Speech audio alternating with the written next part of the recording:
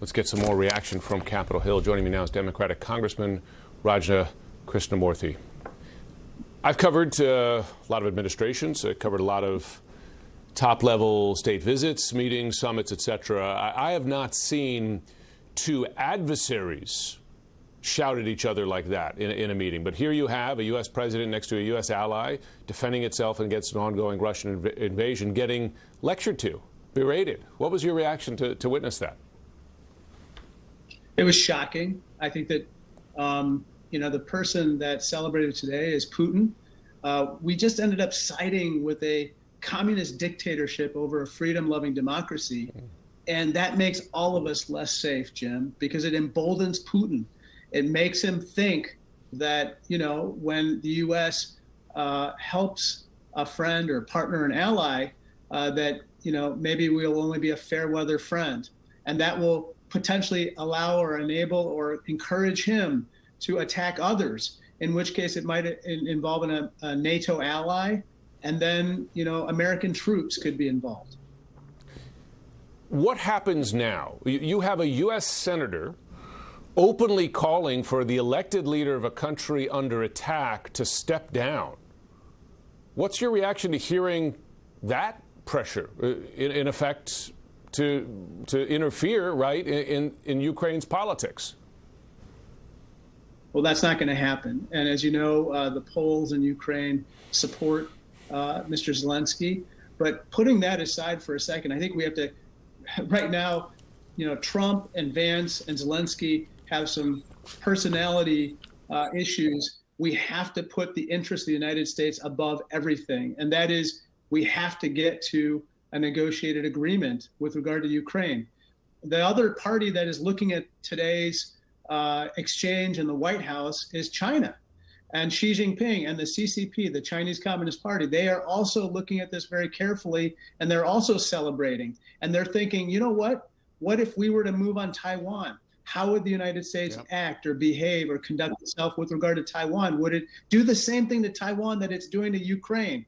Today, Jim, we are moving toward conflict, both in Europe and the Indo-Pacific, because of this White House encounter.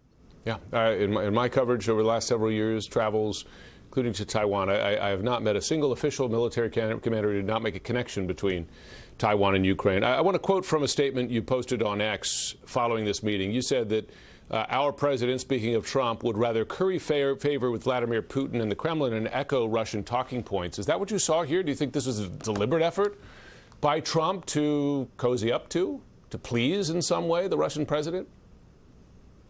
I don't know. I watched the exchange, and it looked like it kind of felt like they were going to get into a tussle over certain words, and I couldn't tell whether this was planned or deliberate or whatnot. But what I can say is that just the image was just horrible, and it really does show weakness on our part, that we can't control a meeting and make sure that we get to yes with our friends, partners, and allies, even as we are about to help broker an agreement between them and our adversaries. The last thing I was just going to say on that is, if Trump tries to cut out Zelenskyy in trying to negotiate some kind of agreement with the Russians, that starts sounding like what happened with Afghanistan. Remember, he cut out the Afghanistan government in negotiating with the Taliban, a really horrible agreement, if you recall. And guess what happened? This is exactly what's going to happen here.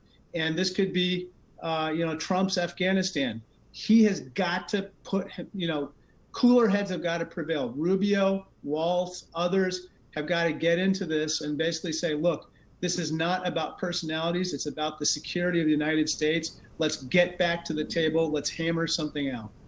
We've seen in the wake of this meeting, European leaders unanimously express public support for Zelenskyy in the wake of this. That is a very public split between the U.S. and its treaty allies in Europe, which, by the way, this is not the first daylight we've seen. We've seen a U.S. president say, in effect, defending Europe is up to you. And we've seen those European leaders say, this is the new normal. We cannot rely on the U.S.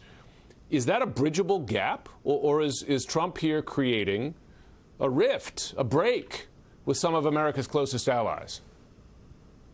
It's a bridgeable gap, but the more and more that they start to take self-help measures, then it becomes more of a rift and one that's not bridgeable. So just as an example, one of the worst things that could happen is if countries within Europe start to militarize again, going against maybe what they wanted to do after World War II, or that is embedded in their constitutions.